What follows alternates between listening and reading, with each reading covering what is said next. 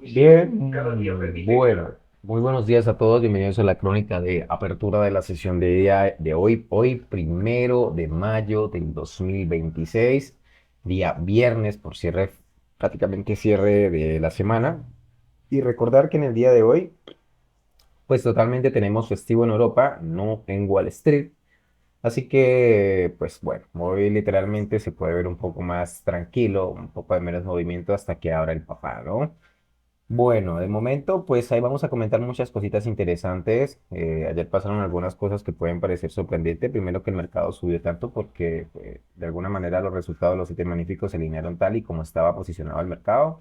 Lo vamos a explicar después. También pasó una cosa muy rara y es que el petróleo bajó de una manera repentina sin mucha razón porque el tema de la guerra de Irán sigue tremendamente complicado, porque pues todo parece indicar que se llegó a especular con que Japón había intervenido en el mercado de futuros de petróleo, pero todo parece indicar que la mayoría de los expertos coinciden, creo que tienen razón, es que lo que pasó fue que ayer había vencimiento de futuros en el petróleo y como estaba en vanguardia, es decir, esta vez al revés de lo normal, conforme te vas alejando en el tiempo, los futuros cotizando más abajo.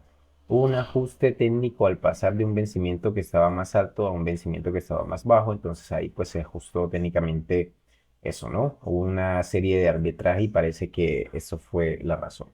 Por lo tanto, fue una razón un tanto peregrina, un tanto técnica y no nos fuimos porque el petróleo sigue por las nubes. Empecemos por el tema del petróleo, que es más breve. Esto sigue muy mal, no sé si somos conscientes de que la guerra está totalmente atascada. El estrecho de Hormuz sigue sin abrirse y vamos a ir a un gráfico por aquí. Como ustedes pueden ver, pues tenemos un problema muy gordo, el precio está por las nubes, los inventarios están empezando a agotar. Ahora vamos a comentar este gráfico que es de JP Morgan. La gasolina en Estados Unidos está por la prácticamente estratosfera sideral, o sea, fíjense que el promedio de todo el país es de 4,30 por galón, cuando el partido en el poder prometió que estaba prácticamente por debajo de 2 en su campaña electoral. Pues hay que unas zonas de Estados Unidos, fíjense en azul, muchas zonas en California donde el precio medio que hay es de $6 por galón, ha dicho por barril literalmente, perdón, por galón, cuanto ya digo que se había prometido que estuviese pues por debajo de 2, ¿no? Eh, o sea, literalmente el Partido Republicano se va al garete como no hagan algo para las elecciones de medio término porque la gente vota por el precio del surtidor, muchos de ellos no tanto por otras cosas, se ha demostrado históricamente que esto es así. Aquí tienen un poco de que este gráfico de 0 Hz, que pues aquí se produce este ajuste, fue cuestión de segundos, prácticamente fue cuestión de segundos, insisto que todo parece que fue un ajuste técnico. Y volvemos a este gráfico de JP Morgan porque está dando muchísimo de qué hablar, hay muchísimos análisis sobre este gráfico que ha publicado JP Morgan, eh, literalmente en su paper, donde hace un análisis de los inventarios que hay, ¿no? Bien, me disculpan un momentico, voy haciendo unos ajustecitos por aquí, rapidito. Así que ya abrió Wall Street, a un minuto ya abrió. Y bueno, evidentemente pues los inventarios están haciendo un amortiguador. Como ven, hay muchos inventarios, cerca de 8.000 millones de barriles, pero claro, esos 8.000 millones de barriles no están disponibles. Unos están en los pozos que no se pueden tocar, están en sitios de que no se pueden acceder. A ver, al final JP Morgan nos dice que solamente hay 800 millones de barriles disponibles en los inventarios. Esta cifra es totalmente simbólica, por decirlo de alguna manera, son 800.000 millones de lo que disponible, ¿no? Lo que nos interesa es cómo va a evolucionar el gráfico, aunque esté con unas cifras que no son, pero bueno, los 80.000 millones van a evolucionar de igual manera, ¿no? De momento pues ya se han gastado se han gastado 200, lo han calculado exactamente 280 millones de barriles, en junio se gastaron muchísimo más y en septiembre pues como ven aquí llegarán al suelo operativo, es decir, el cálculo que ha hecho JP Morgan con gran exactitud es que literalmente que mejor está analizando siempre ese tipo de cosas, ¿no? Por eso he escogido este gráfico que literalmente es en que septiembre ya no hay petróleo, entonces el precio se irá ajustando a lo largo de estos meses, hasta llegar a septiembre. Irán subiendo pues porque está en el proceso de que sigue, irá pues irán destruyendo pues literalmente demanda. Este proceso de destruir demanda podría alargar un poquito más la agonía, el precio va a seguir subiendo de conforme el mercado vea que se llega a un suelo donde ya no hay más. Pero lo que advierte JP Morgan es que o en septiembre se abre el estrecho de Hormuz, y lo digo muy en serio porque creo que tienen la razón, no me gusta ser un poco apocalíptico en ese tipo de cosas, no es mi estilo, pero en ese tema de que sí hay que ser un poco apocalíptico, pues si en septiembre se abre el estrecho de Hormuz o como muy bien dice JP Morgan, nos vamos a meter en una crisis energética que nunca habíamos visto antes en la historia y que puede ser gravísima y arrastrarnos a todos a una recesión global muy grave. Ojito, ¿vale? Así que pues literalmente es el calendario, ¿no? Eso tiene que arreglar lo más antes posible o antes de septiembre porque ya no hay más espacio, ¿no? No se fíen literalmente de que haya 6 millones, entonces no son accesibles. Accesibles había cero en septiembre, ¿no? Muy importante esa revisión, importantísima. Y ahora vamos a ver lo que pasó ayer en la bolsa. En el primer lugar tampoco pues nadie metió a comprar, a pesar de la subida que vimos que fue importante, 17.200 millones de acciones negociadas por debajo del promedio anual. Es este paper de Goldman. Eh, o sea que tampoco es que nadie se mató, ¿no? Comprando. Que hubo muchos desequilibrios compradores al final. El modo de desequilibrios compradores fue de 3.000 millones de dólares a la compra. Me disculpará un momentico. Uf, historia brutal. ¿Por qué subió tanto? Pues subió tanto porque hubo, como diríamos, prácticamente no diferente a los resultados de los grandes, justo tal y como estaba posicionado el mercado. Microsoft bajó un 3,5%, Meta bajó un 0,9% y Google subió un 10% y Amazon pues del 1%, pero no podemos decir literalmente es que estos dos compensaron a estos dos, no es así, porque lo que pretende decirnos Goldman es que el posicionamiento estaba precisamente largos en Google y Amazon y cortos en Microsoft y Meta, que son los sospechosos habituales de estar gastando demasiado y nadie se fía que vaya a rentabilizar las inversiones que están haciendo, ¿no? Esa es la clave. Entonces se movieron los resultados muy tal y como estaban posicionados los inversores y el tema pues le fue bien, ¿no? Aparte de que hubo, no lo dice ahí, pero como ya comenté ayer, hubo un montón de resultados fuera de la alta tecnología que funcionaron muy bien ayer y esto ayudó mucho al mercado y esto se vio clarísimamente en el RCP de igual ponderación donde la tecnología les importa un pimiento porque es un valor más, todos los valores tienen la misma. Y fíjense cómo subió literalmente una de las subidas más fuertes desde hace mucho tiempo, es quizá la subida del 7 de abril en más de un 40%, que no solo fue ese posicionamiento a favor, como dice Goma, en la alta tecnología, que también, sino que hubo muy buenos resultados que también movieron lo que se habían quedado rezagados hasta ahora, ¿no? También salió dinero de los que machacaron como Meta y acabo de aquí en otras historias. Luego habla a continuación el siguiente párrafo de que el sector de software tuvo un mal día y que Goldman lo atribuye a tres cosas: a las reacciones tibias en varios resultados del sector, a la propia caída de Microsoft, que ya de por sí misma pues está también en el sector de software, y los contratos firmados pendientes de ejecutar. Dice que Microsoft es como muy relevante, que está cambiando su modelo de cobro pasando a cobrar por número de licencias o asientos, te cobro X por usuario al mes, a un modelo basado en uso real, te cobro por token o consultas que haga, y esto es un cambio muy profundo del negocio y está creando incertidumbre porque nadie sabe al final cómo va a quedar los márgenes. Y ahora hablan de una cosa interesadísima, tomen muy buena nota, eso me parece súper interesante, la guerra interna en los semiconductores. Hay una guerra interna de Nvidia que se sopló un sopapo de ayer del 4%, pero Broadcom sube un 3%, ¿no? Bien, me disculparán un momentico, por favor, que tengo que hacer unos ajustes aquí. Vaya, porque es que esto está siguiendo, está tirando arriba. Me disculparán. A ver,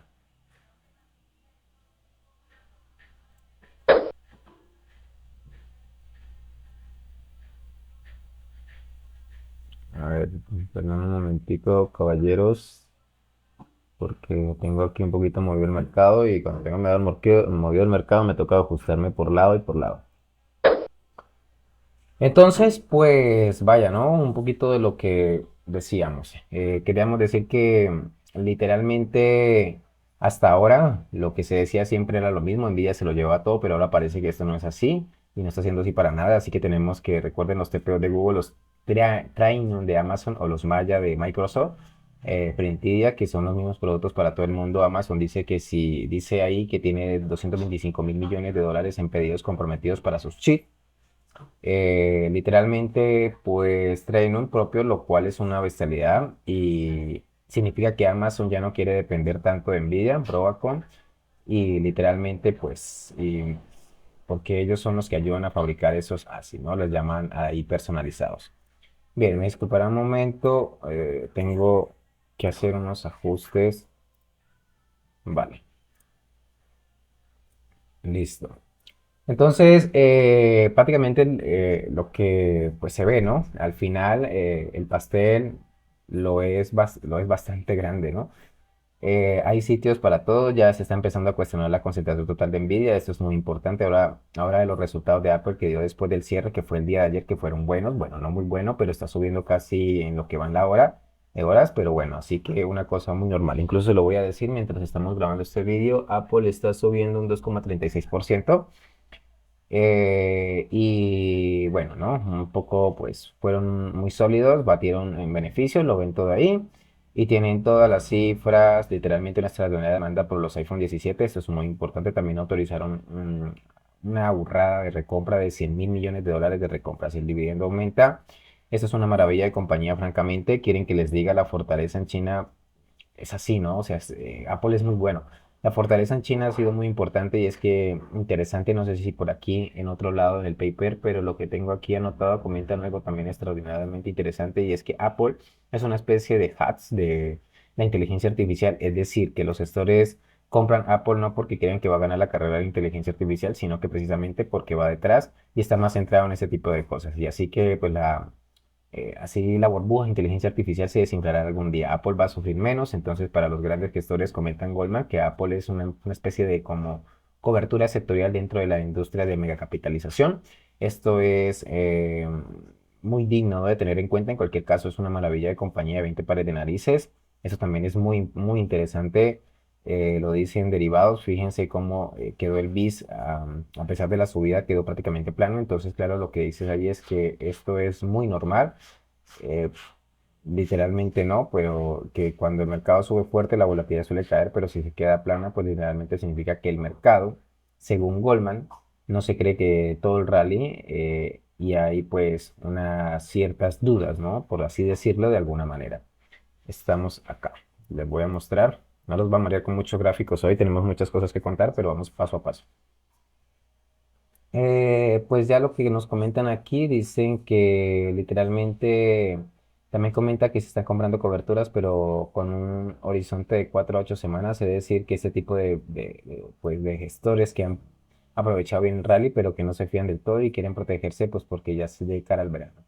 Lo que se descuenta de movimiento para hoy es una muy poca cosa, tan solo un 0,56. Bueno, pues ya tenemos entrado el tiro de un poco de todo lo que pasó ayer, algunas cosas raras y otros no tanto, ¿no? Y recuerden, el Caterpillar pues acabó subiendo, por ejemplo, un 10% y hubo un montón de valores importantes fuera de la alta tecnología que también pues lo hicieron muy bien, la verdad. Y quedan marcados literalmente los señalados del partido de Meta y Microsoft, ¿no? Que siguió pareciendo al mercado que han gastado demasiado y que la cosa no está clara. Trump volvió a decir ayer que Irán estaba haciendo un acuerdo. Recuerdo que esto lo lleva diciendo desde que inició la guerra. Por lo tanto, pues por otro lado, Irán ha amenazado con acciones militares. Eh, Hoy, literalmente, pues es importante que tengamos en cuenta el dato de ICM Manufacturas que se hará en Estados Unidos. Le vuelvo a recordar que es día festivo en Europa, por lo tanto tendremos no tendremos mucho movimiento hasta que no empiece pues la sesión actualmente que ha abierto Wall Street en este momento. Google después de la subida de ayer, el subidón de ayer diría yo, está tan solo 4% literalmente superando a Nvidia como la empresa más grande del mundo. Es muy importante también destacar que los bonos no están nada tranquilos. Eso es una fuente de peligro total y que puede favorecer un taco trade como sigan así. Y hay que destacar la rentabilidad del bono americano a 30 años a precio de cierre mensual. Fue el más alto del de octubre del 2023 a precio de cierre mensual desde el octubre del 2023. Atención. Y esta noche, pues el Nikkei ha terminado con una subida del 0,38. Así que nada, pues bueno, de momento, mientras hablábamos aquí, esto sigue tirando al alza. Sigue el mercado muy fuerte, incluso en la apertura, tanto el Nasdaq como el oro están subiendo también. Como ustedes pueden ver, los objetivos 27.775 sería mi principal zona de objetivo. De momento, pues literalmente todo está muy condicionado. El mercado sigue muy, muy eufórico, ¿no? Por lo de las tecnologías de la publicación, que fue una semana muy cargada con todo lo que teníamos y todo esto, ¿no? Así que, pues, al oro lo vamos a ver un poquito también ya que el oro sabe que lo sigo de momento, pues está intentando recuperarse, le daría un poco de objetivo en 4.642 y esta zona de 4.659, 6.685 zonas de objetivos, principalmente resistencia monumental en esta zona de 6.612, 4.612, perdón, y por arriba 4.648. Soporte vital y fuerte establecido durante el horario nocturno en 4.559 y por debajo tendríamos la S3 en 4.509. Creo que la S1 la he puesto justamente aquí en esta zona. Como ustedes pueden ver, la he puesto sobre encima de soporte en 4.585, que es una transición, una estructura de giro, si nuevamente el precio llegase a tocar ese nivel. Y nada más, pues de momento tienen todos los datos, espero que les haya gustado este vídeo, no olviden darle like, seguirnos, que nos posiciona muy bien. Recuerde que si usted es un amante del mundo de las finanzas y los mercados financieros, pues este es un espacio para usted. Ya sabes que aquí no hablamos, no hablamos humo ni nada de eso. Bienvenido al trading real. Para mí es un gusto poder transmitir todo este tipo de información día tras día. Seguiremos trabajando fuertemente mientras el servidor se encuentre muy bien de todo el área de salud, festivos, joder, no, cuando el mercado esté abierto le seguiremos dando caña. Y cuando haya mucho movimiento relevante, pues haremos un vídeo en especial. Que esté muy bien, chao.